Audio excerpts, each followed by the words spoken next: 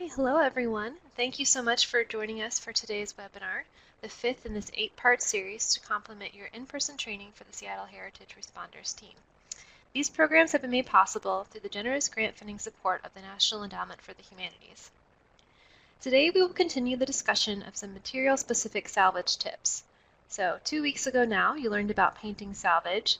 Today you'll learn about textile salvage, and then next week we'll look at photos and electronic media. If you miss any of these sessions, I will email you after the program with a link to the webinar recording. Simply email me back when you finish reviewing the program and I'll mark it on your file. Before we begin the presentation, just a quick refresher of technical notes. On your screen you'll see several boxes including one labeled chat on the left-hand side. You can use that box to say hello, ask questions, and share any information or links that you'd like. And a reminder, if you post a question in the chat box, you'll receive a response directly from me.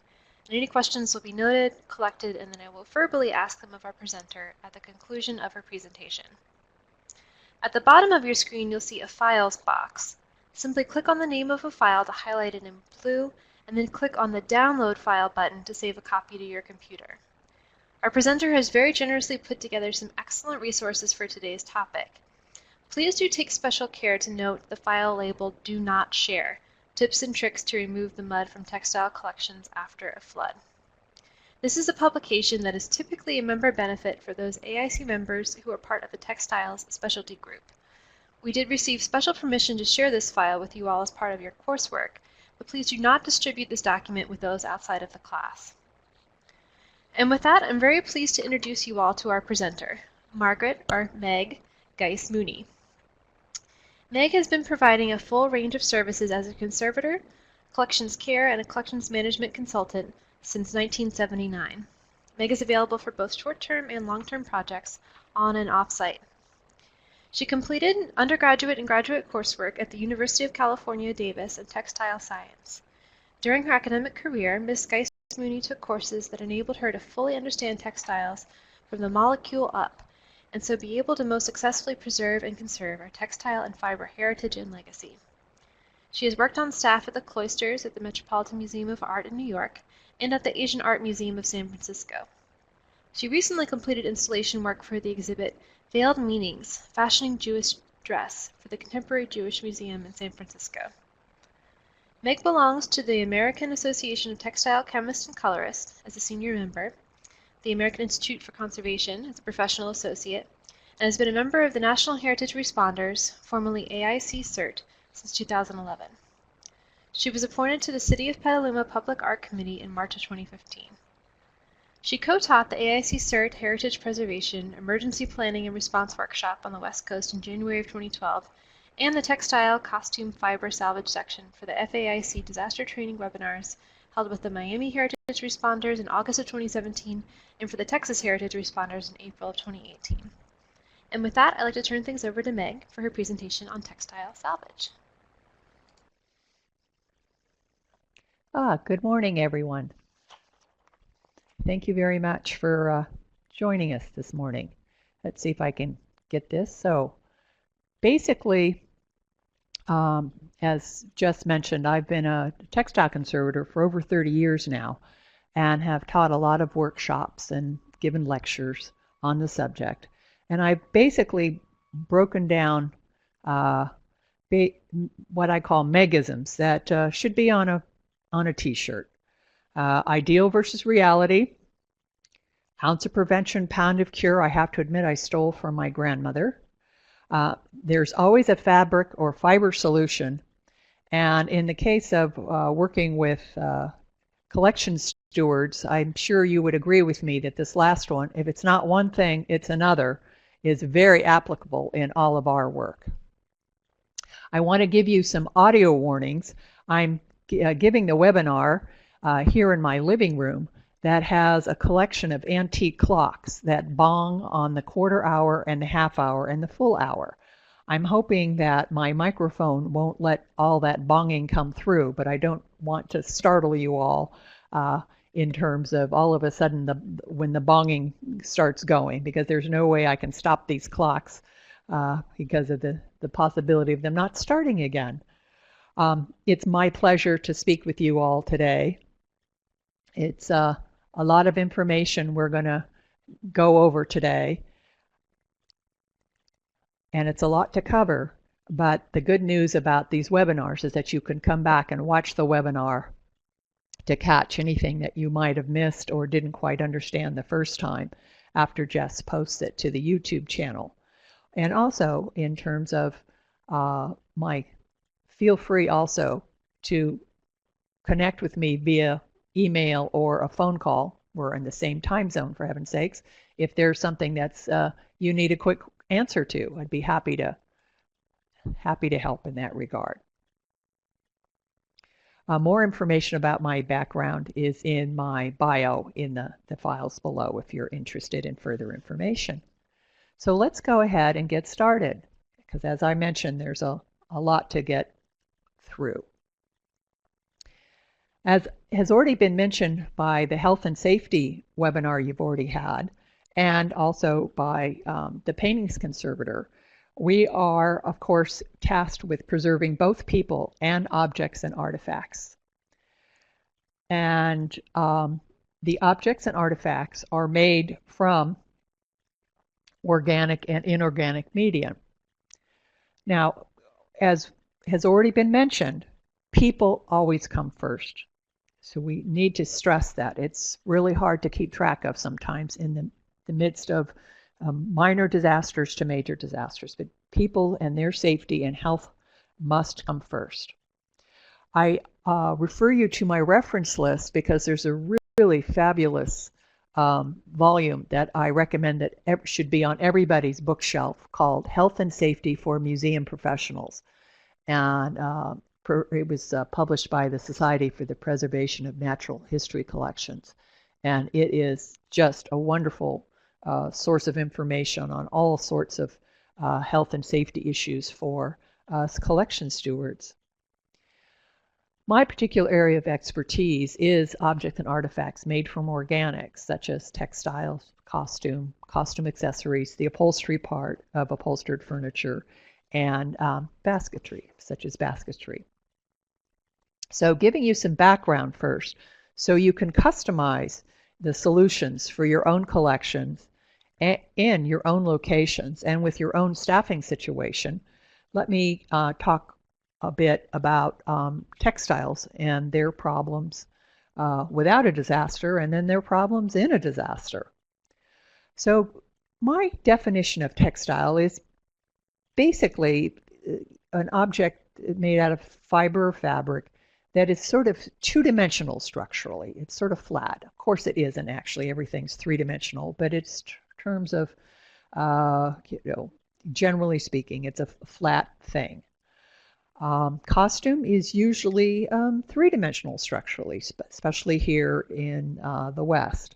It's tailored and shaped, multiple layers, a front, a back, side seams, that kind of thing. And then fibers, things like basketry, contemporary fiber works, things like that. Most textiles and costumes usually have or had a function or use, and this is sort of unique in the collection types. They were used by and on living creatures, humans and animals of all sorts over the ages. They also range in size from teeny tiny little archaeological fragments up to building size, and actually I can almost say mountain size, because I recently saw an image from Tibet of a tanka that literally was displayed on the side of a mountain, and it was mountainous in size, to say the least. Just absolutely huge. They also range in complexity, from literally a single layer of fabric with no added coloring or pigment or dye, up to multiple layers that include different media that are not made out of fiber or fabric at all. We also have to let the actual condition of the individual object guide us, because it's different and difficult to make hard and fast generalizations sometimes. You literally could have a stack of 12 allegedly identical table napkins. However, one was bleached, or 3 or 4 were bleached and the other were not. One got dragged through the cranberry relish and the others were not. One got ironed with an iron that was too hot and the others were not. And this has all changed the physical and visual condition of each individual piece. In general, you have to keep the weakest link in mind. And or if it's really bad, more than one weakest link. And this is not always the textile or fiber component. We also have to remember that nothing is forever. We are making improvements and breakthroughs in our research. We're doing ongoing upgrading and replacing, and we're learning from our experiences, our mistakes, and the research that's going on.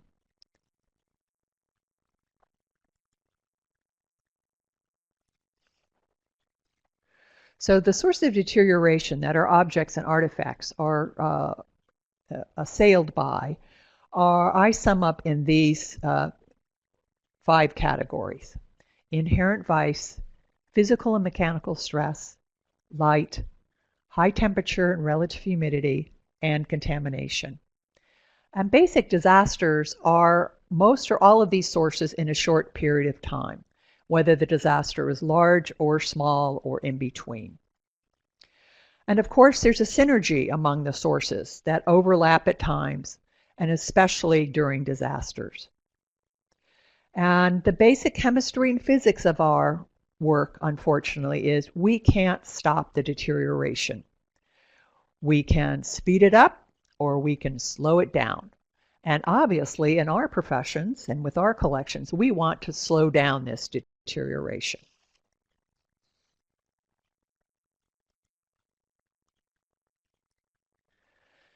So as I mentioned, disasters are basically large amounts of all these deteriorating factors concentrated in a short period of time. And of course, they can range in size.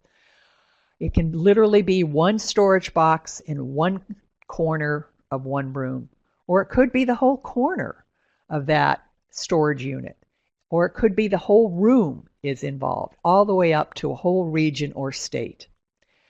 And it's basically a failure of the building systems, whether it's, and you can just sort of see a brief list of different kinds of building systems going on here, losing the battle to usually forces of nature, and occasionally forces of man are also in here. And it's the resulting contamination that is usually the thing that we are left behind trying to deal with. And that contamination usually involves quantities of water. So let's briefly go over all those deteriorating factors so we can be thoroughly depressed this morning.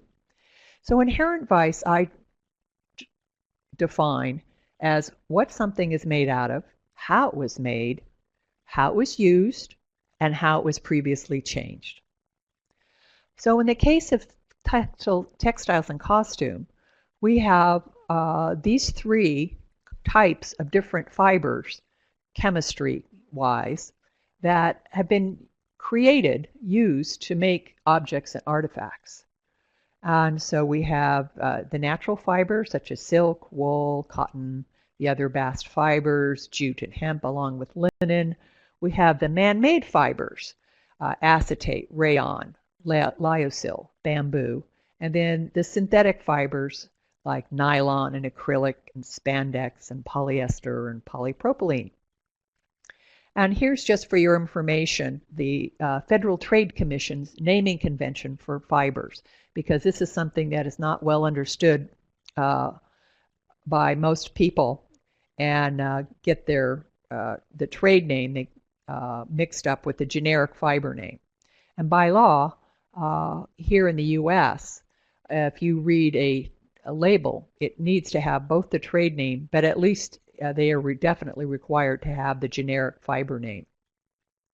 And then, as I mentioned before, costumes and textiles are usually not just made up of just fabric media or fiber media. They have all sorts of other media involved, and here's just some of the other things that you see, especially with costume. And the sad thing about inherent vice as a deteriorating factor is this is something that we can't do anything about because the object and the artifact has already been made and created. So here's just a brief summary of other parts of inherent vice, and the technology of actually taking that fiber and creating the thread, creating the fabric, adding the colors and different possibilities. Then there's the actual creating a costume or a textile, and you actually have to cut into it. You have to create raw edges, and are you felting the fibers, and are you using the bias grain instead? And then we have problems of when you start mixing your medias, what's good for one is bad for another. And in the case of costumes and textiles, of course, they were used. They had a function. And we used in sickness and in health. They wore them. We cleaned them. We washed them. We used some kind of pest control on them, both before and after an object and artifact was accessioned into the collection. And then we also have the changes that are made after the object in the artifact was created. And this can be done sympathetically and unsympathetically. In terms of, there we go. Also take a look at the resource list, because I've given a quick little information about more of the sort of curatorial part of it, including Fashionpedia, the Visual Dictionary of Fashion Design, and then the Fashion Institute of Technology has created a fashion history timeline, which is available online, that will help you give information about what a particular costume or textile is and what time period it's from. Also, another bookshelf recommendation, if you have textiles and costume in your collection, is to go ahead and buy a textbook for a textile science undergraduate program, and that's something you can find online via, Amazon. Or if you need any recommendations for a textile science textbooks, feel free to contact me, and I'll give you a couple of recommendations for that. So in a disaster, the natural fiber foibles of these are listed here. They absorb and hold water easily. They are physically weaker when wet, even when new, and they're even more weak if they are aged or more than 10 or 15 years old. Mold and mildew, love them. They easily digest the molecules that make them up, and they char or burn when exposed to high heat. When it comes to the foibles for man-made fibers, they too also absorb and hold water easily. They're much more physically weak when wet, even when new, and even worse when they're aged. And once again, mold and mildew have no problem using them as a food source. They too also char and burn when exposed to high heat. Synthetic fibers do not absorb or hold water easily. I don't know if anyone remembers when they came out with the polyester double knits or the polyester fabric clothing 20 or 30 years ago, and how uncomfortable they were to wear because they could not absorb the water vapor that our bodies gave off. And so you were literally stewing in your own water vapor because the synthetic fibers could not absorb that moisture and let it evaporate to the environment. Their strength is not affected when they're wet, continue to be very strong. And mold and mildew are not able to digest the synthetic fiber molecules.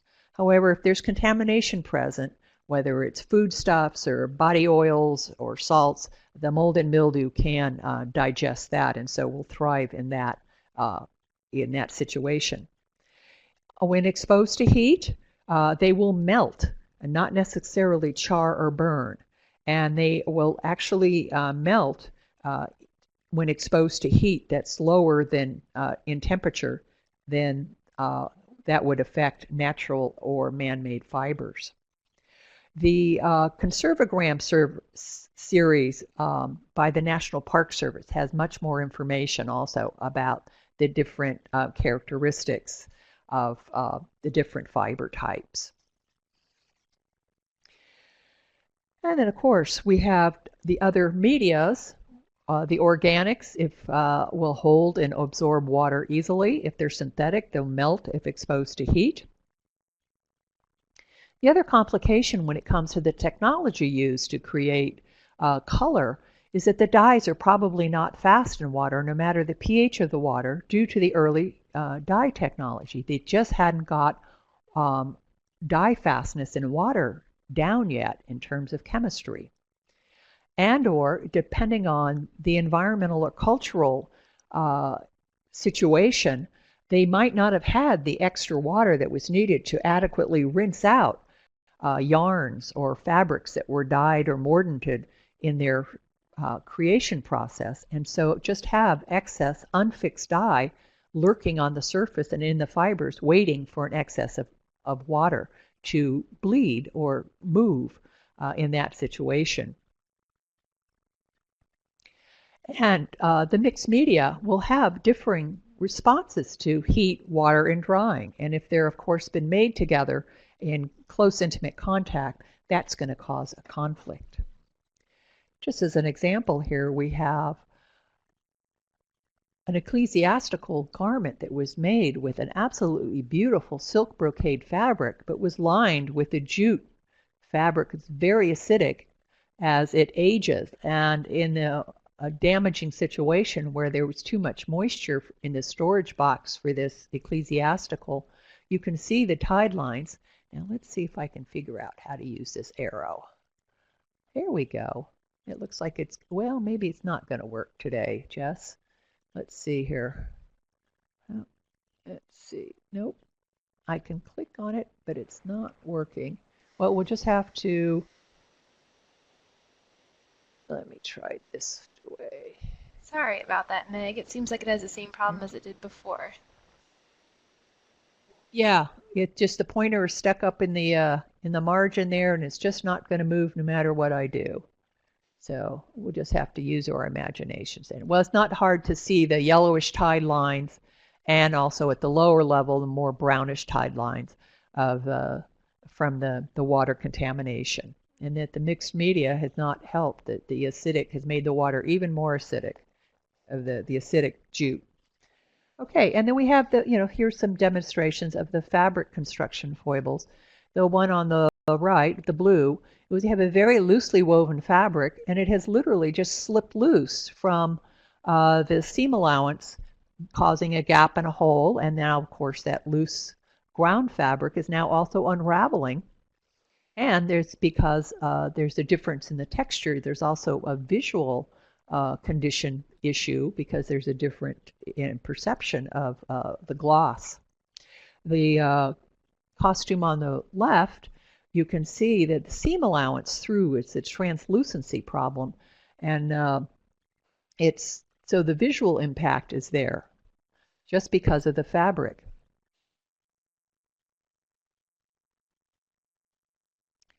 All right, so moving on to physical and mechanical stress in a disaster situation.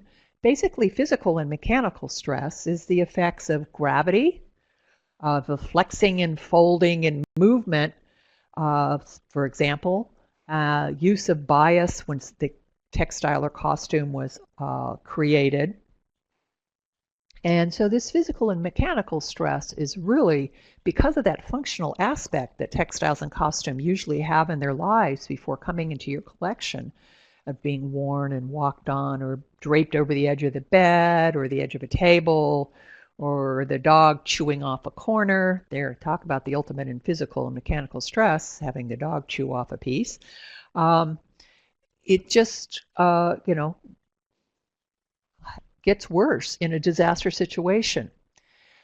A lot of people don't realize exactly how heavy just 1 gallon of water weighs over 8 pounds. So if you have something like a wool coverlet that absorbs 10 gallons of water, that's another 80 pounds that coverlet now weighs just on the water content. Natural and man-made fibers physically swell as they absorb this moisture vapor in liquid water, and they physically shrink as the water vapor and liquid water evaporates. So there's literally a physical reaction to holding and absorbing water. And if you have something that's already weak from age or contamination, this physical swelling and shrinking can actually cause it to blow apart. Natural and man-made fibers are also much physically weaker when wet, and so will tear much more easily. Also, if you're moving something in a disaster that has dangling parts and components and they're not supported while you're being moved, you literally can have them just tear loose, and whether it's a trim or a train or a belt or yards and yards of a voluminous train in a wedding skirt, a wedding dress. And then we have the usual, things that are done to costume and textiles. They're folded and creased, whether they're accidentally folded and creased when they're in a storage box or intentionally by being pleated or other textile techniques. The fibers will break along those fold lines and creases. And in summary, basically, the fibers are deteriorating, which means the polymer chains making them up are breaking and becoming shorter, which makes them weaker. And this physical and mechanical stress has much more of an effect if the fabric or fibers involved is also damp or wet. So here's just something that is going to be a real major problem if it ever gets to water. The ends of this robe are literally in shreds, and if the sleeve is getting ready to fall off the hanger, even as it's dry in storage, in a disaster, if it would be subjected to any kind of moisture and it absorbed that moisture, the sleeve would just tear loose completely because of that weight. And I bet the red dyes would bleed as well. And here we have a damaged waistband on a skirt. And so we have the combination of the very fragile silk that's brittle, going to be has poor aging characteristics anyway, combined with that function as a waistband. And somebody looks like somebody tried to do a repair there, trying to keep those little broken pieces together. They didn't do the job very sympathetically. And this, in a situation exposed to lots of water, would also just blow apart physically.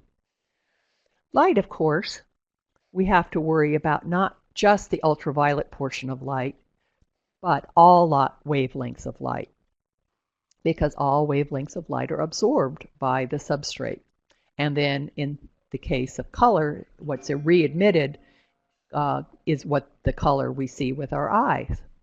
Now, the ultraviolet part, in summary, is the most energetic, and we don't need, as humans, we don't need the ultraviolet part of the light to see colors. We're not hummingbirds or butterflies, things like that. So we don't need that ultraviolet portion. And so it's most easily filtered out of on our windows and our light fixtures, and the bulbs in our light fixtures. So exposure is both a function of the intensity of the light and the duration, how long the light is on.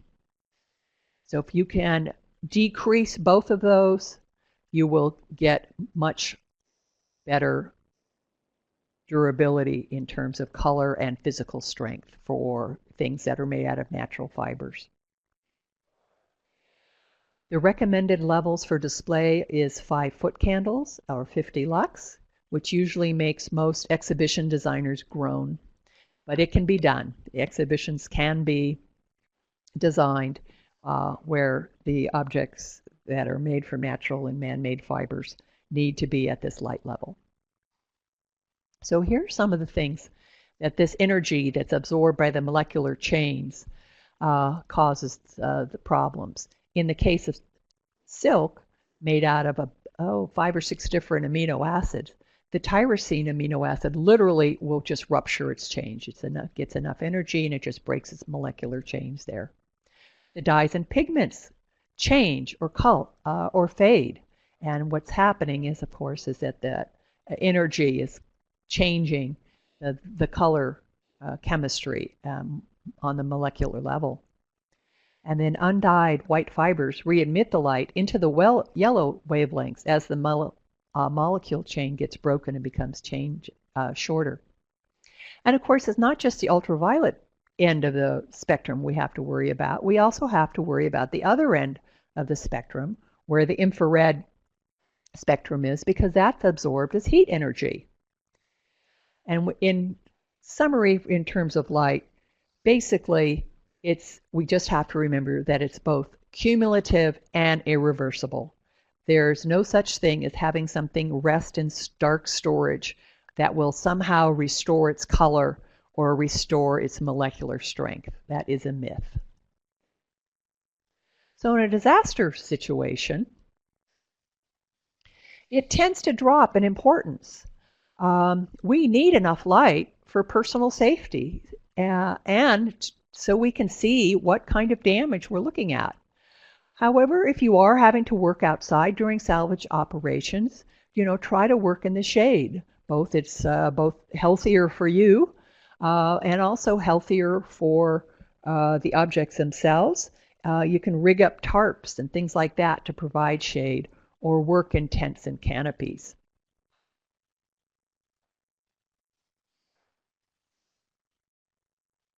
So here's just a quick example of light fading in an embroidery. The front and the back. The back is on the right and the front is on the left. High temperature and relative humidity. And here's we get into definitely much more of the chemistry of it all. And it's the chemical reactions speed up as the temperature increases and then slow down when the temperature decreases. And the reaction rule is that chemical reactions basically double in speed for every 18 degrees Fahrenheit increase. So you can see it will not take much of a temperature increase going from 60 to 80 degrees or 80 degrees to 100 degrees to really get those chemical reactions of breaking molecular chains going in a big way. And that infrared part of the light is manifesting as heat, as temperature. So that's the complication there. Relative humidity, of course, is tied to the temperature itself, and relative humidity is defined as the amount of water vapor in the air per a particular temperature.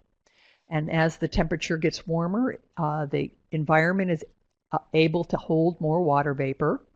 And then what happens is when the temperature drops, the liquid water has to condense out because it cannot hold that much water vapor at that lower temperature.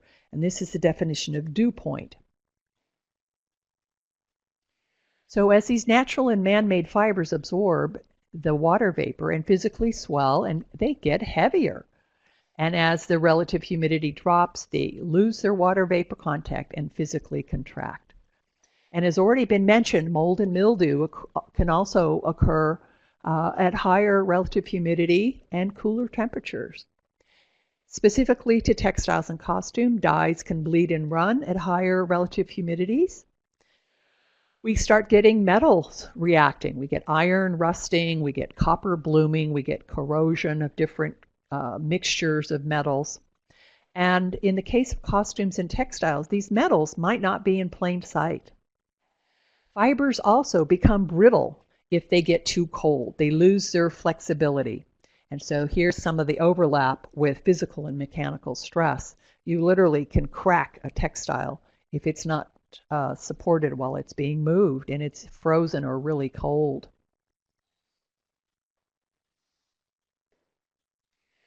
So in a disaster situation, this is one of the most important deteriorating factors that we have to deal with. I've already mentioned the part of if the textile or costume is not fully supported when it's being frozen or moved, it becomes extremely brittle, and you cannot unfold or manipulate it while it's still frozen because it will just break off. And dealing with this high temperature and relative humidity is also a problem depending on the scale of the disaster. And as if you haven't seen enough pictures of mold or mildew, here's a couple more. I do want to point out that mold and mildew comes in every color of the rainbow. I think it was Dave who mentioned being able to check to see whether or not something is actual mold or if it's blanching. And it's basically if it's easily moved or smeared, it's mold or mildew.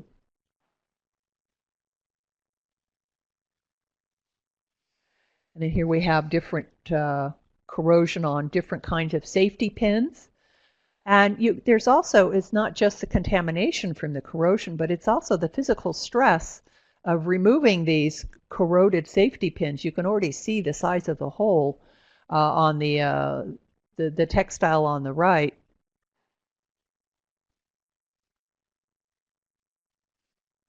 And here's a metal hook in a collar that is corroding and rusting. And that's not always easily seen because it's on the interior of the collar. So contamination, boy, do we have contamination. As you can see here, this contamination it's a very long list. And some of these are easily seen, and some of them are not so easily seen. They're unseen. We have that mixed and warring media, sort of part of inherent vice, the sulfur wools, the chemical molecules that make up wool. There's a sulfur molecule in wools, furs, and feathers, leathers, and hide. And as those deteriorate, that sulfur molecule is released, causing problems. We've seen the image of the aged bast fibers used as inner linings or linings, and they are stored and they've been created together in intimate contact. We have dirt and dust left over from previous use and function or after it was donated. We have air pollution, sources of contamination. I'm happy to say that most natural gas appliances don't have pilot lights anymore, although there's some still that exist in historic houses where the old gas range is still there and the pilot light is still on. And then we have the off-gassing of paints, finishes, and adhesives that are used in the environment of the collection. We have different cleaning going on, use of aerosols or air fresheners that are get into the environment and can land on costume and textiles that are displayed out in the open or stored out in the open. Then we have the wonderful things that happen when you are used on a human body and involved in human activity. And here's the full range of things that can happen, including that puppy dog that ate that corner off of that rug or that coverlet and then threw it up onto the quilt that was next door to it. You have all that kind of stuff. And then I've already mentioned cleaning solutions, the standard operating procedures for households ever since the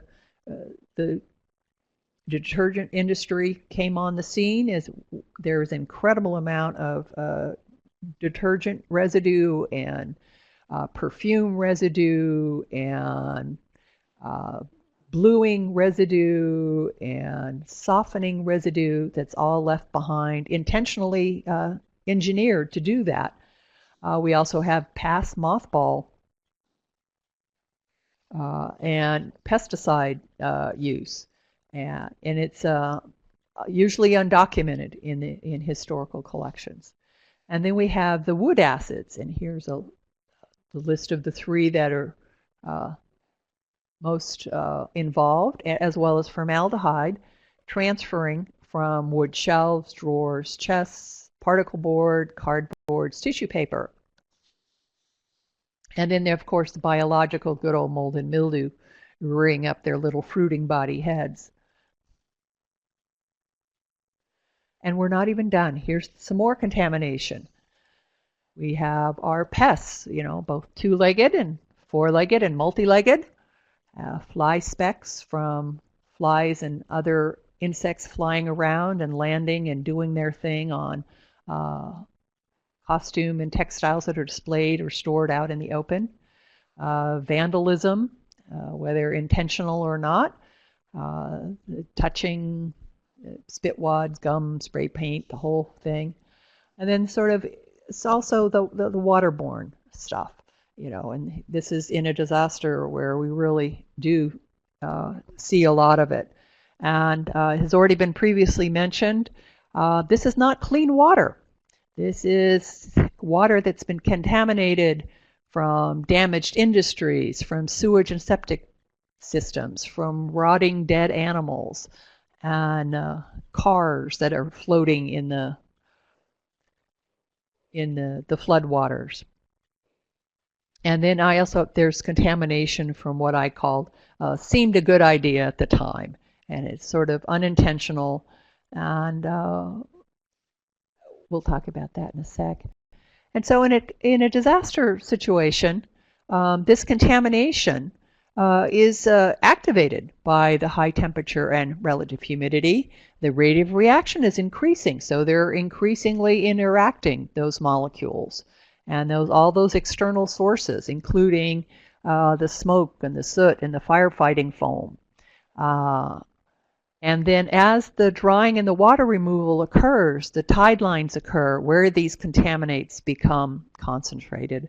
And of course, our mold and mildew spore population is just exploding because now they're in heaven because they've got all sorts of good stuff to eat. The relative humidity and temperature is supporting their environment, and they're just happy little mold and mildew.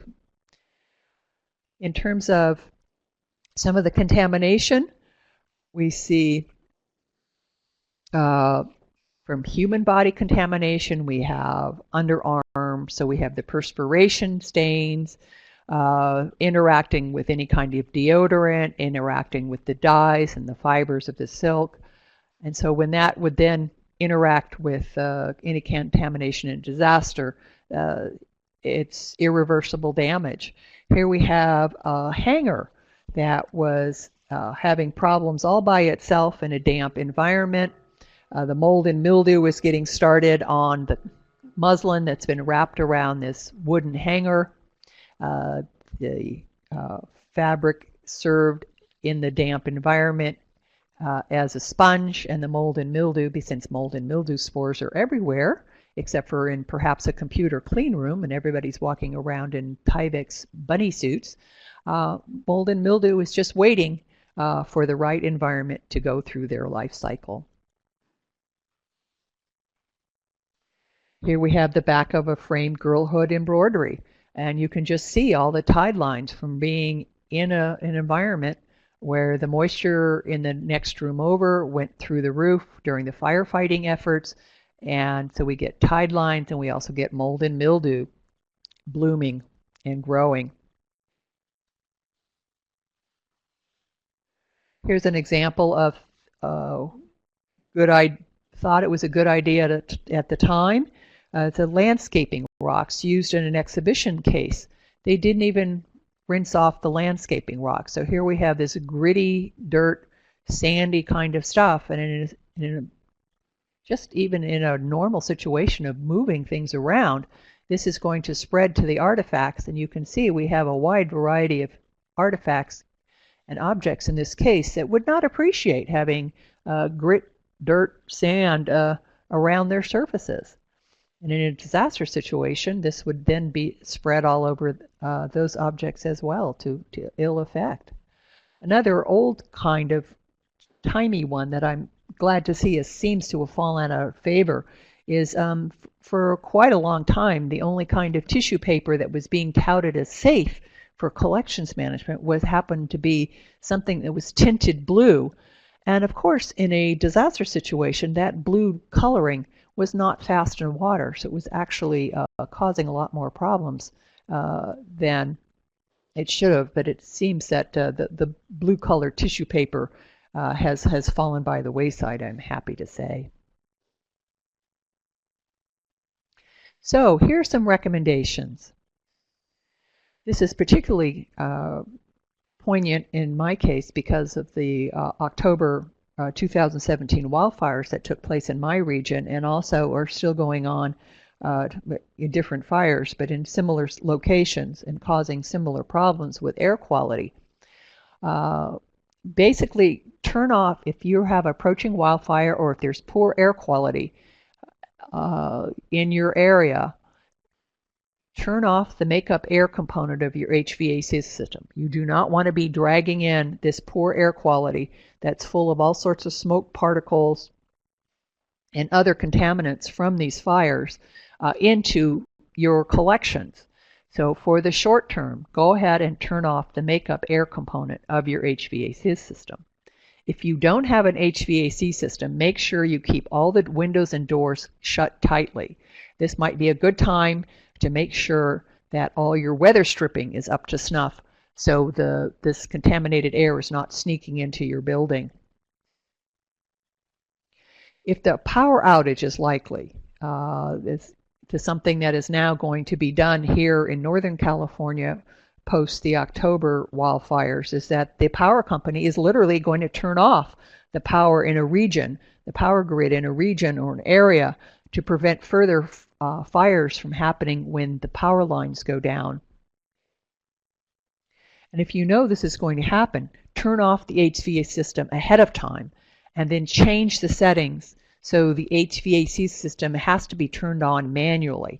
You don't want it to be turning back on if they turn the power back on and you're not there to change the makeup air component, and then it will start sucking in all this contaminated air into the system. This is something that happened in the Northern California area where the power went off. They were told to evacuate, were not allowed to come back into the building, and when the power came back on, the HVAC system merely said, "Oh, I'm turning back on," and sucked in a whole a week's worth of contaminated air into the collection space and the storage spaces of the museums. If you are evacuating your area, go ahead and the building, turn off that HVAC system completely before you leave the building, making sure all the windows and doors are closed tightly. And then after you're returning to the building, replace all those filters before you turn the system back on. So you have nice clean filters to do the job of keeping all those pollutants and contaminants out of your air. So other recommendations. This ounce of prevention, pound of cure, you've got to combine the reality of the object combined with the reality of your building and the reality of your staffing. So you have to prioritize your collection as to importance. And as already been mentioned, loans that are in-house have to be your top #1 priority. Also prioritize your pilgrimage objects. What do people come to see in your institution? What's historically important for your mission? What has high dollar value per appraisal? In terms of, I'm sad to say, most textiles and costume, in terms of dollar value, they generally do not have very high dollar value. There are, of course, some niches, and here's a couple that tend to have high dollar value. Your ethnographic and First Nations collection should be a priority. Those made from natural and man-made fibers and mixed media should be a high priority. Obviously, your props and decor should be a very, very low priority. You should also, within that prioritization process, prioritize your collection for salvage difficulty. And so here's a bunch of them. Framed textiles. Are those Gulhood embroideries in your collection in their original frames? Or are they not? If they're not in their original frames, that's a little lower priority. But if they're in their original frames, they're considered more valuable. both in a dollars and cents manner, but also as a curatorial manner. Do you have leather and hide? That's very difficult to salvage leather and hide. Upholstered furniture, costume accessories are a mixed media nightmare. Oversized textiles, those, if you have a tapestry collection or a quilt collection, a contemporary fiber collection, anything over about 4 foot by 5 foot starts getting really difficult if it's filled with 20 gallons of water. Is the collection stored in boxes that are paper-based and where tissue has been used extensively? Where the collection is displayed or stored where building features are a problem or a danger. Windows. Is it the basement? Is it displayed or stored where it's difficult to physically move? Do you have tapestries up on the 4th floor storage, and would you be able to get those rolled tapestries down the stairs and out the back door? Can you get your boxes through the doorways? Do you need 2 people to carry your boxes under normal circumstances?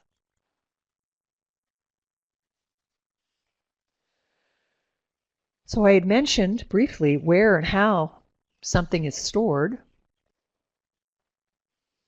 If you have to use below ground storage and where utilities pipes run, and almost all spaces are like that, unfortunately, nothing is stored on the floor directly. It's elevated at least 6 inches. Though after listening to Dave's webinar, it's maybe no basement storage at all for collections. Maybe it's just where the tables and chairs of staff offices are. I don't know. It's a conundrum. I highly recommended the use of corrugated polyethylene polypropylene boxes, otherwise known as Coroplast or Corex, and you can tape over those corrugated edges so the insects don't crawl in, and label the contents on the outside of the box. If you have paperboard boxes, you can wrap the whole box with polyethylene sheeting or get lay flat polyethylene tubing and tape all those seams closed. Have your costumes hanging on non-absorbent padded hangers. You saw the previous image of one that was a wood hanger where they had just used muslin to pad it out, and it was just a mold and mildew feast in high humidity. So using resin-free polyester batting, using pool noodles, which is just polyethylene foam, or polyethylene foam sheet instead. If your costumes are currently hanging on an open rack or rod, shroud that whole rack or rod with fabric, and then a complete shroud of polyethylene sheeting or Tyvek, and you can tailor all those. Eventually, ideally, each costume would have its own shroud. I refer you once again to the reference list and actually the file that we've got below, and I thank AIC for giving us permission to use the Textile Specialty Group article by Gail Ninema on tips and tricks to remove the mud. And one of the difficult projects that she ran into was trying to pick off all the paper pulp that resulted from all the acid-free tissue that in floodwaters just reverted to its original form, which is paper pulp. So there's more information about why I'm not particularly fond of the use of acid-free tissue as in close proximity to objects and artifacts. So here's a storage box, and unfortunately the arrow is still not working, so that's just the way it is. But you can see between the 2 sets of hands here is water. This box is literally filled up to the top edge, and it was the condensation line for an HVAC system got blocked, and it filled up the storage box, and here they are emptying the water into a water bucket, and you can just see the waterfall coming through into the bucket.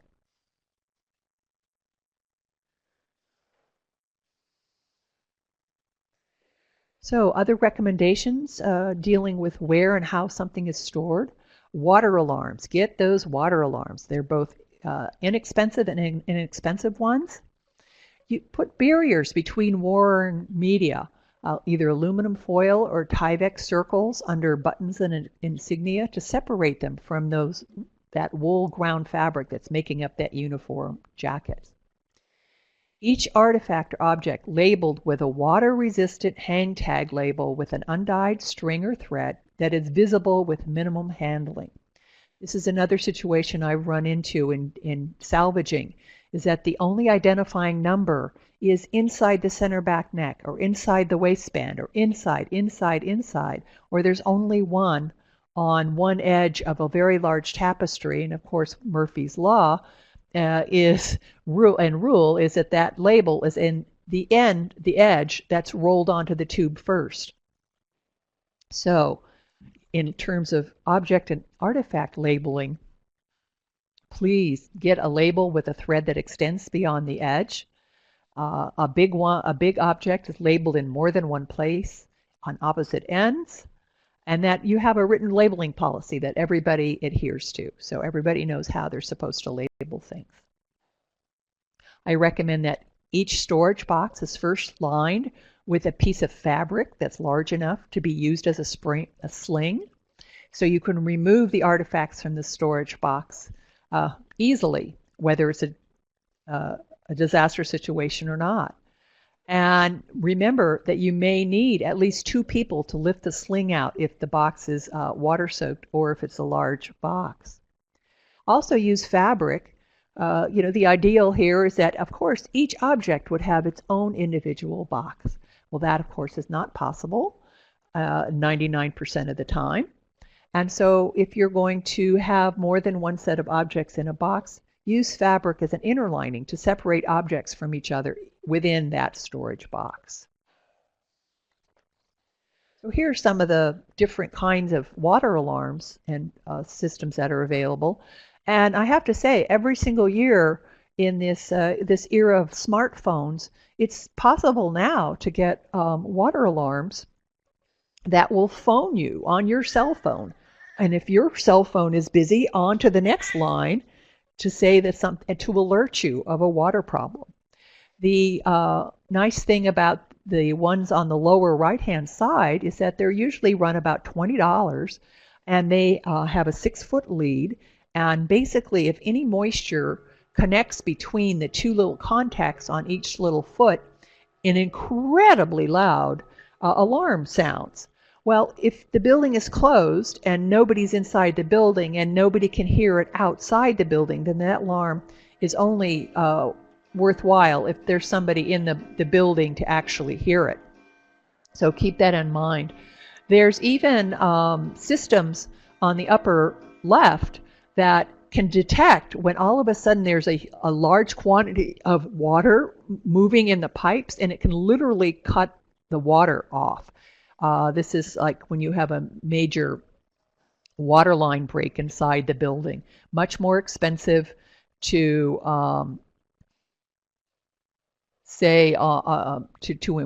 install because you have to have a plumber put in it.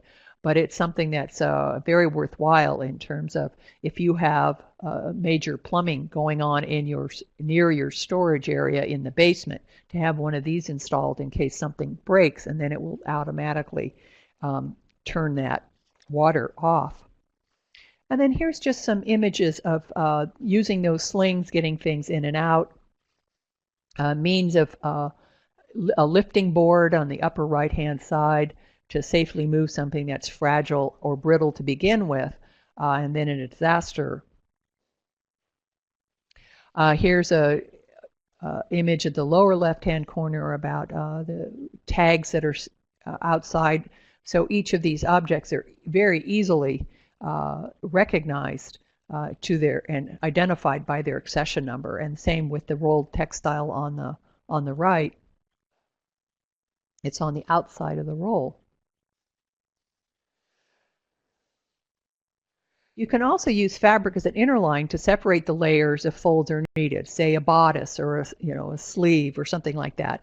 and for stuffing out three-dimensional components like I mentioned sleeves or shoes.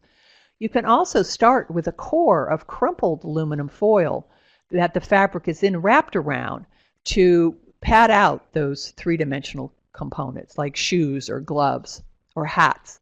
And the nice thing about this aluminum foil, besides being very inexpensive, is that that aluminum foil does not absorb and hold moisture. So you're not creating a sponge that you're inserting into the toe of the shoe and will not hold any water in the case of relatively high relative humidity in a storage space for a bad day in terms of weather or an environmental disaster.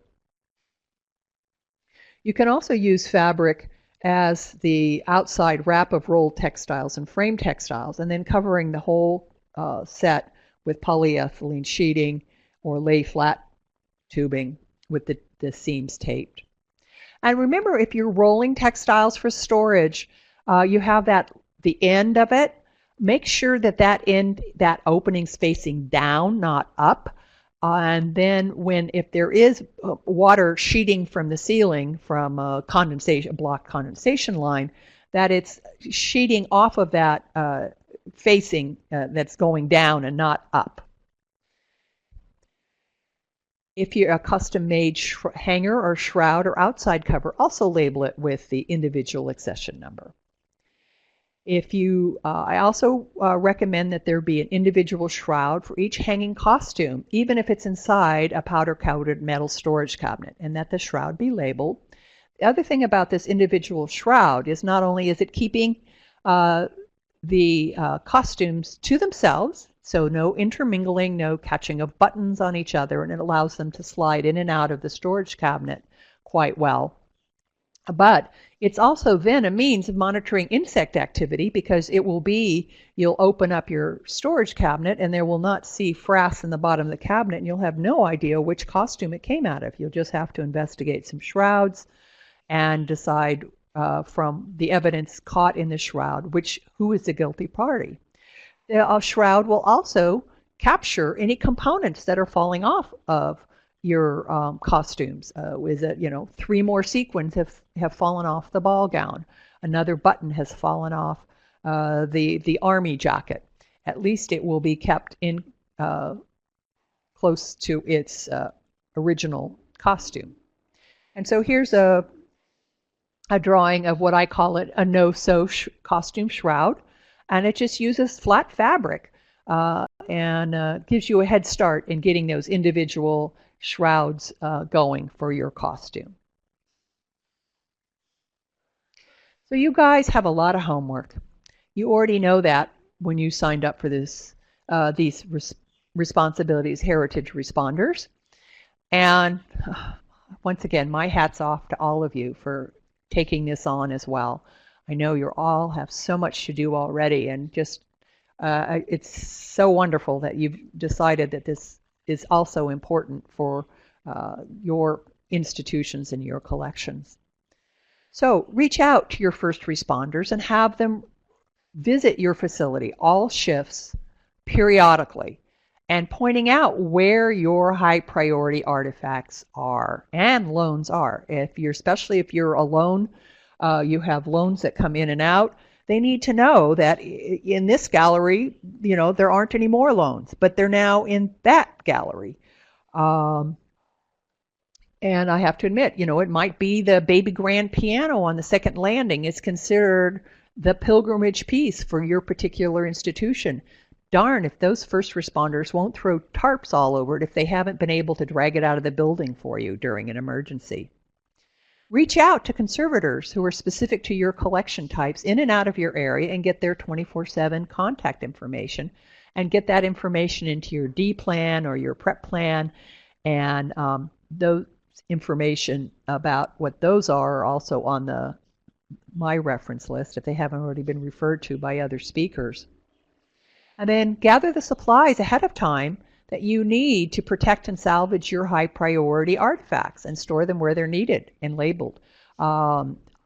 They make all sorts of wonderful rolling bin trash cans that work great in all sorts of different sizes, and it's really easy to seal those shut with literally just very large address labels that say authorized personnel only, and so they'll be easy to open. But you can also tell whether somebody went fishing for a pair of scissors and decided that that emergency response bin was the easiest place to get a pair of scissors.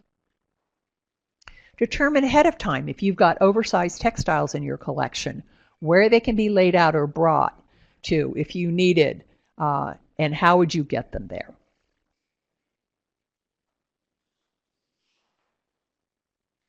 And then tabletop drills and trainings to brainstorm using a type of your collection and a disaster scenario. And here is just 2 examples of what you need to do. And then follow through on that tabletop drill and training.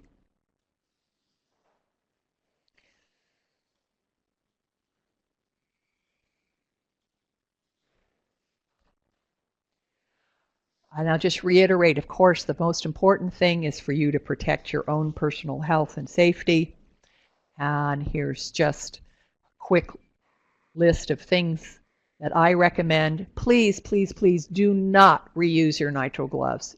Change them. Wear them under the work gloves that you're doing. Don't ever reuse them. Throw them away. Do not turn them inside out and then use them again. You also have to be careful because I know hantavirus is also present throughout the state of Washington because infected deer mice are throughout the state of Washington. So this is another contamination. If you're dealing with something that has been contaminated by rodent feces and urine, you don't know what kind of little rodents have been doing the pooping and peeing. Some other supplies to get. Other things to remember, I can't recommend highly enough that Health and Safety for Museum Professionals book. It's really fabulous. Other thing to keep remembering also, those waterlogged textiles and boxes are very, very heavy, and you really need to protect your back.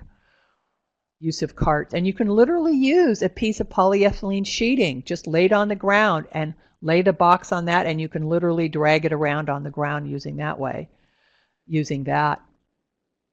And don't forget those steel toe shoes and with non-slip soles for the reentry teams and the first round of salvage.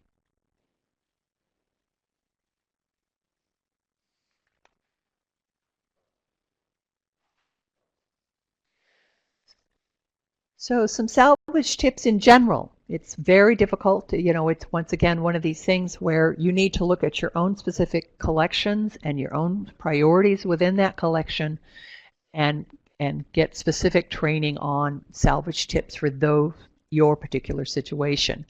I'm a real fan of using polyethylene sheeting or bags to gently wriggle under that whole stack of wet out textiles in a box. If you haven't already interlined them with the fabric, interlining. You can also gently wriggle the pieces of polyethylene sheeting or bags into the arms and the hats between the front and the back to separate for shaping, rinsing, and air drying.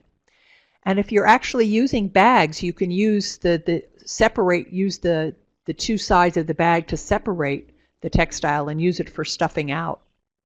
You're going to need a lot of clean running water with the nozzle controlled. And if you're set up in an inside workspace, this is something to check out. You're going to be using a lot of water. Is that space set up to deal with a large quantity of water? Or somebody with hardwood floors, that's not an area for dealing with large quantities of water. You can use fabric for the initial blotting. Flat bed sheets are a wonder for this and for covering while they're air drying and wicking.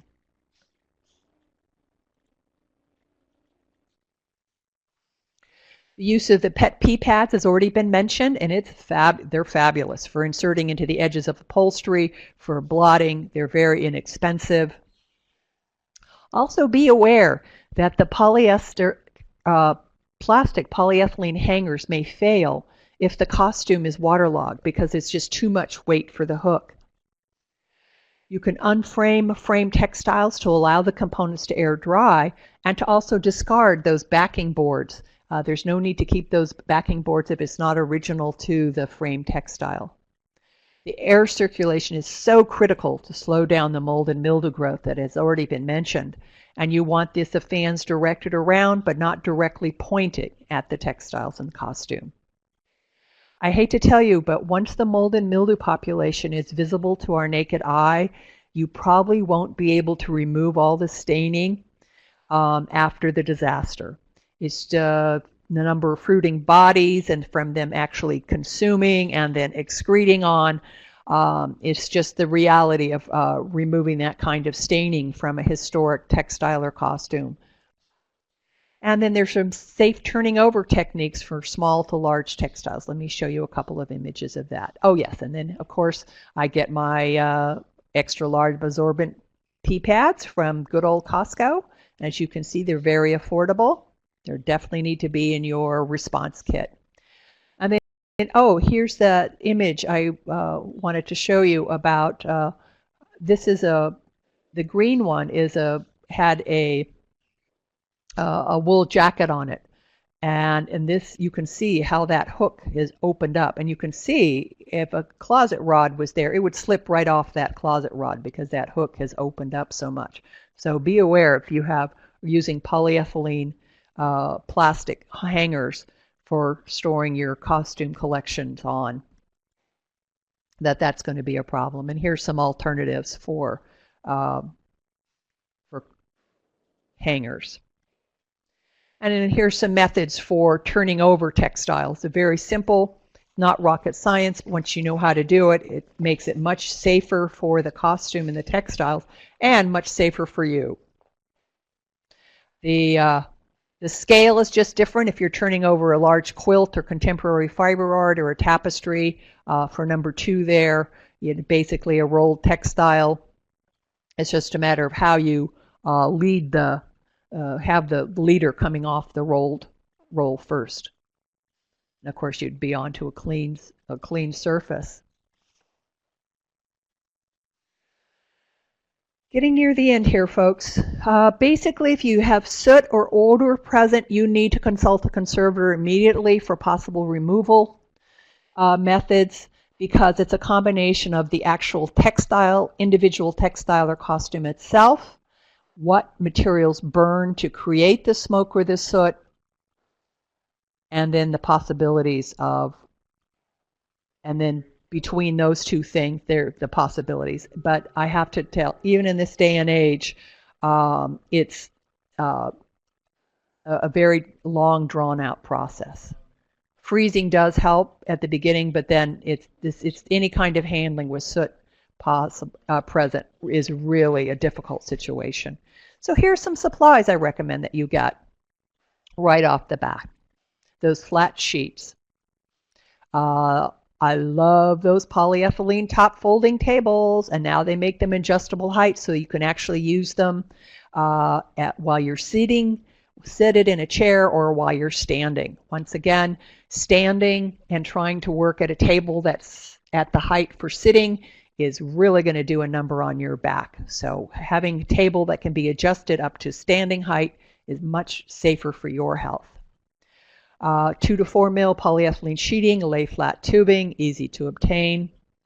Wet dry HEPA vacuum cleaner, and of course the very important replacement filters and bags. 120-inch flexible retracting tape measures, wonderful, wonderful little creatures. Battery powered everything, and now of course with the LED task lights, we get fantastic battery life and color accuracy. I'm a real fan of Write in the Rain products because their papers are waterproof in their notebooks. So if you're going into as a first responder to do a first look-see, having waterproof papers and notebooks, so if you do accidentally drop them, your clipboard in the goop, your notes are not ruined. And then I'm also very much a fan of Tyvek, both in its paper-like and its fabric-like components. And my favorite supplier is a company called Materials Concept. And here is my favorite vacuum cleaner. They are actually called dust extractors and are sold to the general contracting and woodworking industry. And so the Mini that I have, it cost $435, so it's very affordable. And you can get them in a wide variety of sizes and all the accoutrements of storage units that clip on the top and replacement hoses and all that kind of good stuff. Other brands that are recommended are the Miele ones. And once again, you have to be careful readers and checking with the dealers on these, because you must make sure that they are truly HEPA filter and not HEPA-like, because they get sort of sneaky in their semantics somewhere. And they tend to be, the other thing that's nice about the at the Festool is that they're also variable speed. And so the Miele's also can be variable speed. And here's a source for my favorite tape measure. And it's wonderful that they're retractable and very affordable. I recommend you buy at least 6 of them at a time, because you will find that they will sprout legs and walk away. All right, people. Like I said, here's my contact information. I'm in the same time zone, and I'm only 2 hours away by phone, and I'm happy to be of assistance and answer any questions you might have right now. Wonderful. Or in the future. Thank you Okay, so much, Jess? Meg, and so generous of We you got to any provide your questions? contact information for follow-up as well. So we did have a couple of questions come in during the presentation, and if anyone has any others, do feel free to drop those in the chat box there on the left-hand side of your screen. So we're hoping that maybe you could provide some specific titles. You mentioned earlier on the textbook or the textile science textbooks. Did you have any recommendations off the top of your head for titles, or would you just recommend searching under specific terms?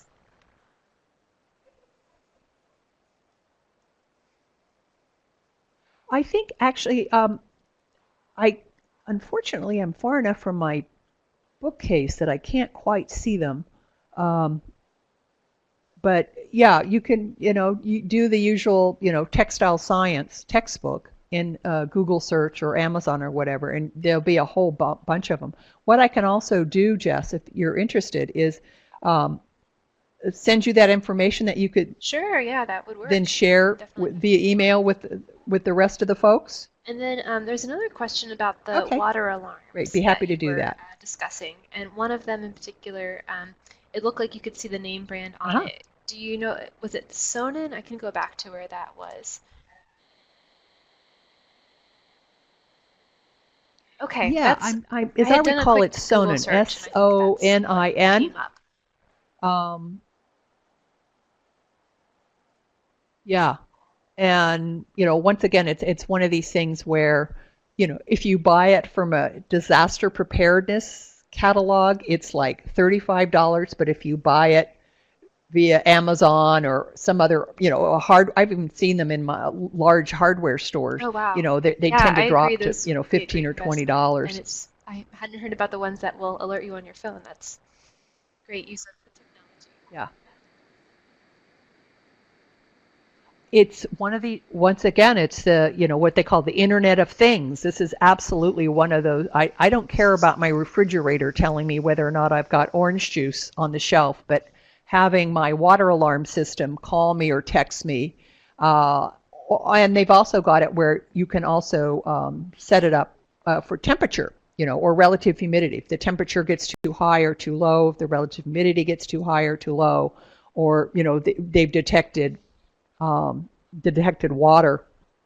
And my understanding is that some of the more sophisticated, expensive HVAC systems for the very large institutions, some of their computer systems are set up that you can add alarm systems to their overall awareness situation, and they can alarm the facilities manager person or some other designated person via text or telephone call or whatever. So that's this thing of Internet of Things. Giving us more timely information well, I'm not is a seeing good any thing. other questions coming in at the moment, but again, thank you for your willingness to answer follow-up questions or things that people think of after the fact. I'm going to go ahead and pull over the survey link for you all. So I think everyone knows the drill at Great. this point. Just click on the evaluate the webinar text and then the browse to button. Again, that kind of feedback is always really helpful for us in these programs. I want to thank all the participants for taking the time to join us today, and a big thank you to Meg for this excellent program. Provide such helpful information and really tangible steps to take to be better prepared. So thank you. And I will send out a follow-up email with some of those titles for the textbooks as well. Thanks again, everyone.